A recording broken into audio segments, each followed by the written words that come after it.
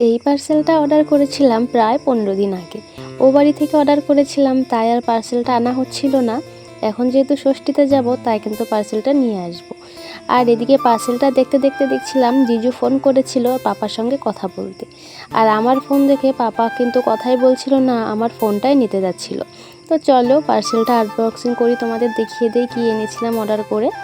তো এটা আমার খুব দরকার ছিল অর্ডারটা, মানে এত সুন্দর জিনিস একটা, যারা তোমরা এটা ইউজ করো সেটা তোমরা জানো। আর এই পার্সেলটার পেছনে একটা কাহিনী আছে, সেটা তোমাদের সঙ্গে শেয়ার করবো একটা অন্য ভিডিওতে। আর এদিকে মা পুজো দিয়ে বের হতে না হতেই পাপা এদিকে দরজার সামনে দাঁড়িয়ে আছে প্রসাদ খাওয়ার জন্য। দরজাটা খুলতে পারিনি, তাই চলে গেল। আর মা এদিকে আমাকে বলছিল যে সবজিগুলো কেটে দে, আমি রান্নাটা বসিয়ে দিই। তারপর ওইদিকে সবজিগুলো কেটে দেওয়ার পরে রান্না হয়ে গিয়েছিল, খাওয়া দাওয়া করে গেলাম জেঠুদের বাড়িতে। আর আজকে কিন্তু পিসিও এসেছিল, দিদিও এসেছিল, তো সবাই মিলে একসঙ্গে আড্ডা দিতে বেশ ভালোই লাগছিল। আর এদিকে পাপা ওর দাদার আদর খাচ্ছিল। তো কেমন লাগলো ভিডিওটা তোমরা অবশ্যই কমেন্ট করে জানিও।